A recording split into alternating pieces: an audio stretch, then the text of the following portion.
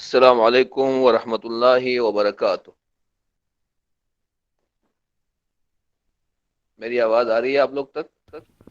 جی وعلیکم السلام، آ رہی ہے۔ ایک بار پھر تمام حاضرین کو، خاص طور سے اسپیکر حضرات کو اور اپنے سے پہلے والے اسپیکر محترم جناب منموہن صاحب کی خدمت میں تسلیم، آداب عرض اور سلام علیکم ورحمۃ اللہ وبرکاتہ پیش کرتا ہوں۔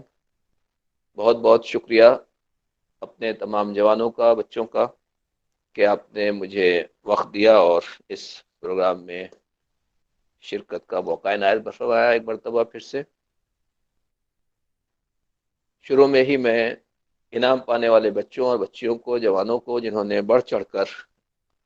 کمپٹیشنز میں حصہ لیا، ان کے لیے دعا گو ہوں۔ رب کریم پروردگار ان کو مزید ترقی عنایت فرمائے اور امام خمینی علیہ رحمۃ الرضوان اور دوسرے علماء اور مراجع کی زندگی اور ان کی لائف کو یہ اسٹڈی کرنے کے مزید توفیق عنایت فرمائے۔ اعوذ باللہ من الشیطان اللعین الرجیم، بسم اللہ الرحمن الرحیم، نحمد و نصلی علی رسول الکریم وآلہ الطیبین الطاہرین المعصومین، اما بعد، الہی انطقنی بالہدی والہمنی التقوی۔ بڑی بہترین گفتگو اور اچھی تقریریں آپ نے مختصر وقت میں سنی۔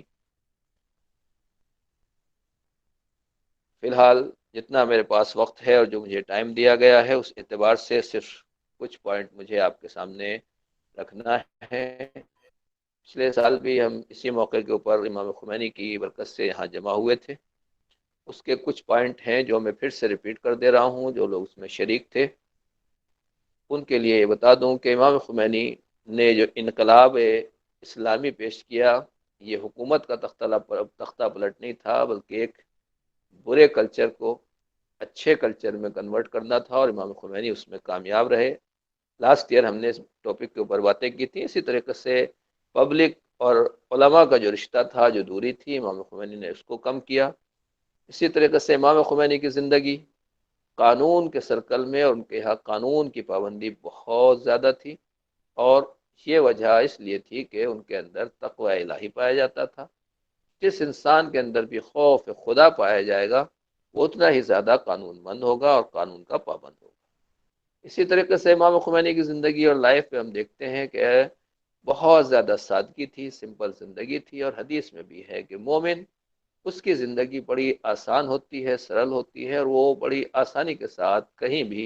ایڈجسٹ کر سکتا ہے، اس لیے کہ نبیوں کی زندگی، ائمہ کی زندگی بھی ایسی ہی تھی۔ اسی طریقے سے امام خمینی علیہ رحمت و رضوان نے اپنے وصیت نامے میں لکھا کہ میری فیملی کا کوئی آدمی بھی کوئی عہدہ اور پوسٹ نہیں لے گا۔ دنیا والے کرسی اسی لیے حاصل کرتے ہیں کہ وہ عہدہ، وہ پوسٹ ان کی نسلوں میں زیادہ دیر تک باقی رہے، اور خاص طور سے جہاں شاہی سسٹم ہے، بادشاہی نظام ہے، ان میں ہوتا ہی ہے کہ باپ کے مرنے کے بعد بیٹا کرسی کے اوپر آ جاتا ہے۔ امام خمینی نے گویا بتایا کہ یہ اسلامی نظام ہے، الہی نظام ہے۔ جب الہی نظام ہے تو الہی نظام میں کرسی کا حقدار وہ انسان ہوتا ہے جو زیادہ لائق ہو، لہذا پہلے ہی آپ نے اپنی اولاد کے لیے اس دروازے کو اور اس چیپٹر کو کلوز کر دیا کہ کہیں ایسا نہ ہو اولاد کل کو حکومت کی لالچ میں آ جائے اور وہ مصیبتیں جو دوسری جگہ کے اوپر آئی ہیں وہ یہاں بھی پیدا ہوں۔ لہٰذا امام خمینی کی نظر بہت دور تک تھی، اور آپ نے اس چیپٹر کو کلوز کر کے بتایا کہ میں اپنے بچوں کے لیے حکومت لینے کے لیے نہیں آیا ہوں۔ اور اسی طریقے سے آپ نے سیرت پیغمبر کی اور سیرت ائمہ طاہرین کی پابندی کی ہے۔ یہ تھے پچھلے نکات جو میں نے صرف اشارہ کیا۔ آج جو ہمارے جوان بچے اس وقت جو لوگ بھی دیکھ رہے ہیں اور ہمارے ساتھ جڑے ہوئے ہیں، میں یہی کہتا ہوں کہ امام خمینی علیہ رحمت و رضوان نے جو سب سے پہلا کام کیا ہے خود اس میں کہ ایک مدرسے میں پڑھے ہیں، اور ایک جگہ میں کلاس لے رہا تھا تو میں نے ان لوگوں سے جو مدرسے سے تعلق رکھتے تھے، مکتب پڑھانے والے اساتذہ تھے، آپ بھی جانتے ہیں کہ ہمارے یہاں مکتب کو الف ب ت جہاں پڑھایا جاتا ہے اس کو کس نگاہ سے دیکھا جاتا ہے، تو ان کے ٹیچرز کے ساتھ کچھ اپنی گفتگو تھی تو میں نے اس میں یہی کہا کہ آپ اگر بچے کو الف سے اللہ بے سے بالٹی یا جو کچھ بھی آپ الف بے تے پڑھا رہے ہیں اور اردو پڑھا رہے ہیں یا عربی قاعدہ پڑھا رہے ہیں تو آپ احساس کمتری کا شکار نہ ہوں، اور اب یہ نہ سوچیں کہ آپ کچھ کر نہیں رہے ہیں اور یہ تو اس کی آج کی کوئی ویلو نہیں ہے۔ میں نے ان کی خدمت میں یہ عرض کیا کہ امام خمینی کو دیکھیے، کسی بڑی یونیورسٹی اور آکسفورڈ اور باہر کی یونیورسٹی سے پڑھ کے نہیں آئے تھے، ایک مدرسے کے طالب علم تھے۔ آغا خوئی کو دیکھ لیجئے، آغا خمینی کے بعد آغا خامنہئی مدظ اللہ کو دیکھ لیجئے، آغا سستانی مدظ اللہ کو دیکھیے، ڈاکٹر قلب صادق صاحب، اور اسی طریقے سے نہ جانے کتنی شخصیتیں ایسی ہیں، مولانا غلام عسکری صاحب اللہ مقامہ، یہ سب وہ لوگ ہیں جو اسی مدرسے میں پڑھے ہیں اور الف سے اللہ بے سے بالٹی کے انہوں نے جو قاعدے تھے وہ پڑھے، لیکن پڑھنے کے بعد اپنی ایجوکیشن اپنی تعلیم کے اوپر جمے رہے اور دین کے راستے پر اس طریقے سے آگے بڑھے کہ واقعاً دنیا میں ایک انقلاب پیدا کیا، اور اپنے اپنے علاقے میں انہوں نے قوم کی، کنٹری کی، ملک کی اور ایک نئی جنریشن کی خدمت کی ہے، اور ایک نیا ریگولیشن یہ لوگ لے کر آئے ہیں۔ پھر بھی یہ عرض کروں گا کہ جو لوگ یہ سوچتے ہیں کہ بچہ مکتب میں جانے سے، مدرسے میں جانے سے اس کا کیریئر خراب ہو جاتا ہے، اصل بات یہ ہے کہ ہم اس کو کچی تعلیم یا آدھی تہائی تعلیم دلواتے ہیں، جس کی وجہ سے بچہ اس منزل تک نہیں پہنچ سکتا۔ ہمارے بچے بھی اس لائن میں پڑھنے کے بعد بھی بلندی کے اوپر جا سکتے ہیں۔ تو امام خمینی علیہ الرحمہ نے جو سب سے پہلا زور دیا وہ یہی ہے کہ علماء کی تربیت پر، جو طالب علم ہے، اسٹوڈنٹ ہیں، وہ سب سے پہلے باعمل ہوں، باتقوا ہوں، پرہیزگار ہوں۔ جتنی باتیں امام خمینی نے اپنے دشمنوں کے خلاف کہی ہیں، اگر آپ جا کے صحیفہ نور جو اس کی بک ہے اور جو ان کی آڈیوز اور ویڈیوز ہیں ان کو اگر آپ پڑھیں گے تو اس میں بد عمل علماء کے لیے بھی انہوں نے ایسے ہی الفاظ استعمال کیے ہیں، اور اسی طریقے سے ان کی بھی مذمت کی ہے، اور اپنے چاہنے والوں کو اور اپنے ماننے والوں کو یہی تعلیم دی ہے کہ دیکھو ہمیشہ دین، شریعت اور مذہب کی پابندی کرو، دین اور مذہب سے دور بھاگو گے تو تمہارا کہیں ٹھکانہ نہیں رہے گا۔ ایک اور بات جو ہے، امام خمینی علیہ الرحمہ کی زندگی کو ہم دیکھیں، بہت سے اچھے اچھے ٹاپکس آپ نے اور جوانوں نے بیان کیے، اور واقعہ سردانہ صاحب نے بھی بہت اہم نکات کی طرف اشارہ کیا، لیکن میں خالی یہ بتانا چاہتا ہوں کہ امام خمینی نے جو حکومت رکھی ہے اس حکومت کا بیس کچھ الگ ہے، بالکل وہی بیس ہے جس کا بیس پیغمبر کی حکومت کا تھا یا مولا کائنات کی حکومت کا تھا۔ آج کے زمانے کے لوگوں کے سامنے ایک نئی چیز ہے، عجیب و غریب ہے۔ میں ایک سامنے کی مثال دینا چاہتا ہوں۔ بہرحال میں ایک انڈین ہوں، ہندوستانی ہوں، اور ہمیں اپنے دیش سے محبت ہے۔ کتنے سال سے ایران مسلسل انڈیا کو تیل سپلائی کر رہا تھا، مگر بیچ میں کچھ شیطانوں نے ہمارے دیش کی ارتھ ویوستھا کو خراب کرنے کے لیے بہرحال کچھ نہ کچھ اس طرح کی بات کی کہ جس کی وجہ سے ان دو ملکوں کو دور کر دیا جائے، اور مجبور کیا انڈیا کو کہ وہ ایران سے تیل نہ خرید سکے۔ آپ دیکھیے امام خمینی کی حکومت کا طرز عمل میں آپ کو بتانا چاہتا ہوں کہ جس نے اپنے تعلقات توڑ لیے، جو کنٹری کہہ رہا ہے کہ ہم تم سے آئل نہیں خریدیں گے، ابھی وہاں سے آکسیجن ایڈ آئی۔ جو ہمارے دوست بنتے تھے، جنہوں نے زبردستی طاقت کے بلبوتے پر زور زبردستی دھمکی دے کر ہمارے انڈیا سے دوائیں منگائی تھی، اب جو ویکسین اور دوسری چیزیں دے رہے ہیں تو وہ اپنے ریٹ پہ دے رہے ہیں، اور وہ اپنے شرائط ہم سے منوانے کی کوشش کر رہے ہیں۔ امام خمینی کے بنایا ہوا جو انقلاب اور حکومت تھی، اس نے یہ نہیں دیکھا کہ انہوں نے ہمارے ساتھ کیا کیا ہے، بلکہ انہوں نے وہاں سے آکسیجن بھیجی،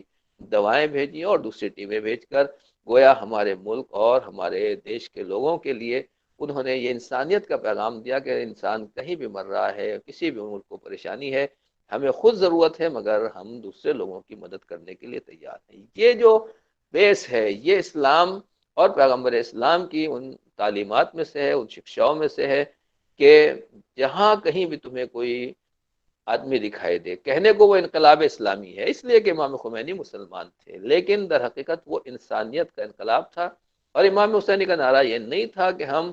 مسلمانوں کو بچانا چاہتے ہیں، بلکہ انہوں نے یہ کہا مستضعفین جہان، دنیا میں جہاں کہیں بھی مظلوم ہیں، کچلے ہوئے لوگ ہیں، ہم ان کے ساتھ ہیں۔ اور اسی لیے آپ دیکھیے کہ بہت سے ایسے کنٹریز جو مسلمان نہیں ہیں، وینزولا کو دیکھیے یا دوسری جگہوں کو دیکھیے، جن کا ایران نے سپورٹ کیا ہے، اور وہاں کے مظلوموں کی یا جہاں کہیں بھی کوئی اس طرح کی پریشانی ہوتی ہے، فلڈ آتا ہے، پریشانی ہوتی ہے، زلزلہ ہوتا ہے، فوراً سب سے پہلے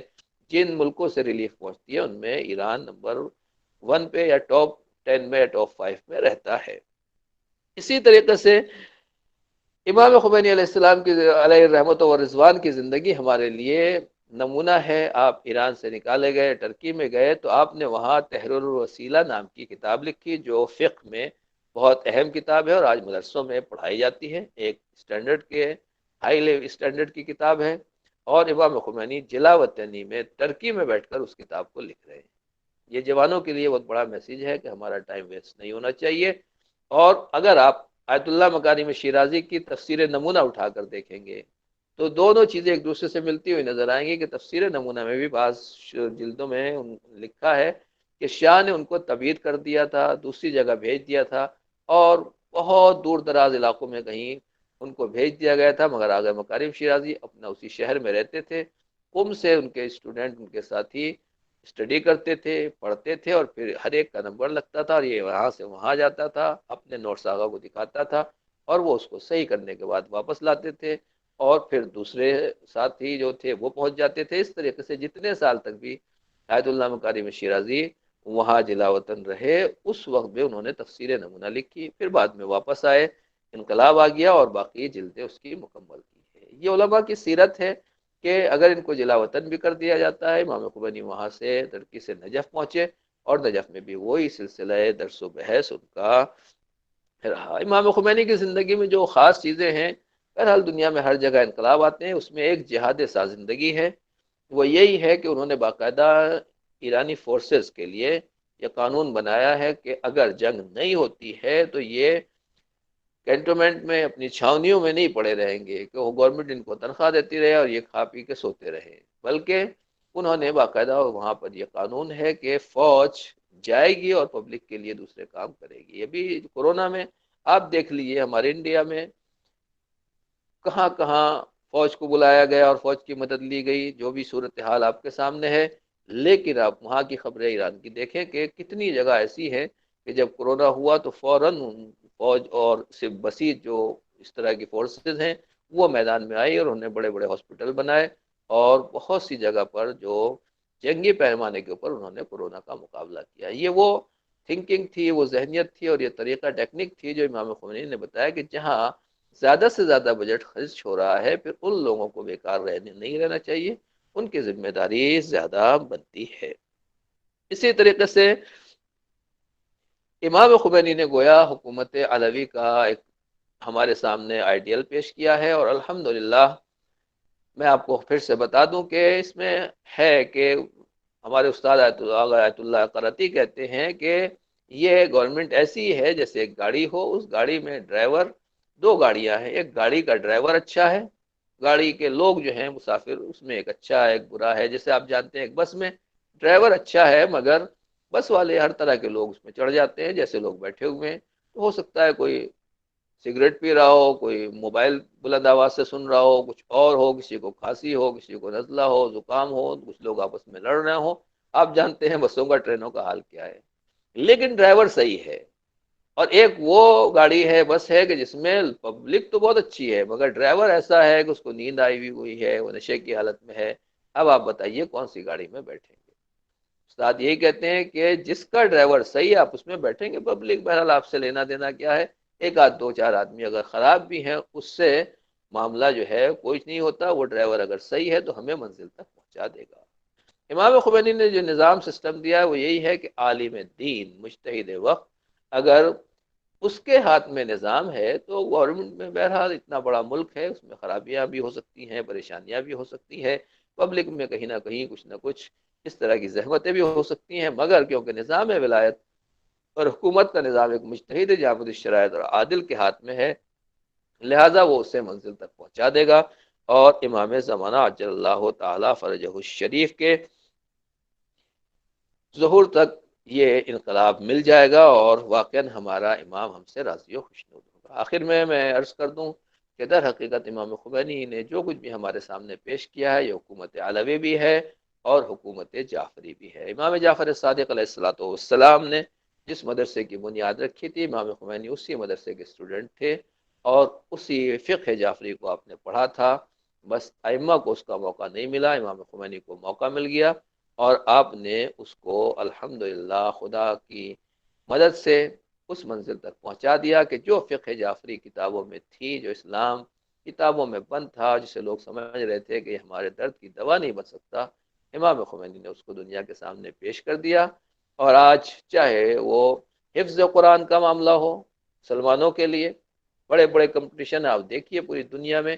کتنے مسلمانوں کی تعداد ہے، مگر حفظ قرآن، تلاوت قرآن، ترتیل قرآن جو بڑے انٹرنیشنل مقابلے ہوتے ہیں، اس میں ایران کے قاری، ایران کے حفاظ فرسٹ سیکنڈ تھرڈ میں سے ایک آدھ پرائز ضرور حاصل کرتے ہیں۔ اسی طریقے سے ٹیکنالوجی کے میدان میں دیکھیے، اور جتنی بھی دنیا کی فیلڈیں ہیں الحمدللہ ہر میدان میں، ہر فیلڈ میں آپ کو اچھے لوگ ملیں گے اور اچھے افراد ملیں گے۔ لہذا یہ امام جعفر صادق علیہ السلام کی شہادت کی کل تاریخ ہے، اس کی میں تعزیت آپ کی خدمت میں پیش کرتا ہوں، اور رب کریم سے یہی دعا ہے کہ ہمیں فقہ جعفری اور فقہ اہل بیت کو آگے بڑھانے اور اس کو دوام حاصل کرنے اور منزل دوام تک پہنچانے کی توفیق اور قوت عطا فرما، اور پروردگار جو تیرے دین کے کام ہیں زیادہ سے زیادہ ہم سے وہ کام لے لے، اور جو کچھ بھی تو نے خدمت کی توفیق دی ہے اسے قبول فرما، اور ان جوانوں اور ان بچوں کو بھی جن کے دل میں جناب امام خمینی کی محبت ہے اور اصلی اسلام کی محبت ہے، پروردگار ان کی بھی توفیقات خیر میں اضافہ فرما۔ امام خمینی اور شہداء انقلاب اور دوسرے شہداء اور شہداء کربلا جن سے ہم نے یہ درس لیا ہے، پروردگار ان کے درجات بلند ہے، مزید بلندی عطا فرما۔ والسلام علیکم ورحمۃ اللہ وبرکاتہ۔